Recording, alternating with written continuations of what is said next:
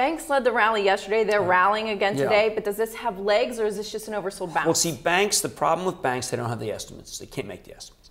So you get an oversold bounce, and I think it is an oversold bounce. And then as we get close to the end of the quarter, people realize, you know what, the Friedman Billings of the world, they're very smart, and they're telling you can't make the numbers. So then the numbers get slashed and stocks go back down.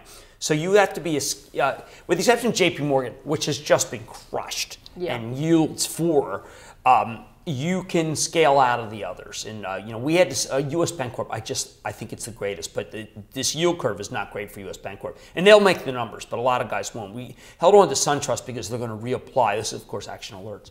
They're going to reapply to get approval from the Fed, and I think they can because things are better at SunTrust. Held on to JP Morgan because it's just, you know, we just bought something. It's been a really small position. But as the bank stocks go higher, be aware, like tech, if you can't make the numbers, stocks go back down. If you can make the numbers, then the stocks will go higher. And you know, everyone always seems to forget that you have a lull right now of information. And in a lull of information, and Europe is talking, and the Fed is talking. I don't think the Fed's that important, but some people do. I'm Fed because it's Europe that's the issue.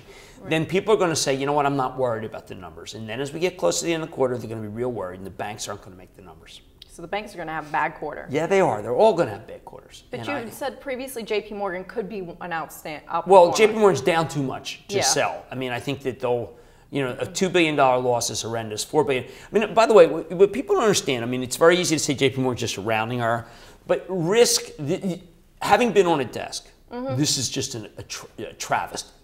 And you have to understand, on the desk, you cannot have these. Yeah. And that's what they had. This is just a major debacle. And that's why JP Morgan went from 40 to 32, which factored in the major debacle. Right. And there should not be a repeat of the major debacle. But Wells Fargo and U.S. Bancorp, I really like them. But if I like those, I should like the industrials. I mean, in the industrials, they're all going to have not great quarters. And, you know, I've just been around for too long to know that you get a grace period as you get closer to the quarter. But then when right on top of the quarter, they're going to sell these stocks. So just be very careful. So be careful until we get to earnings, till we get that news flow. You have to see the numbers come down. Once the numbers come down, we can reconfigure. But there's a real sense of optimism out here today. And that's great to be able to get out of the companies that can't make the numbers. That's how I like to look at it. Okay.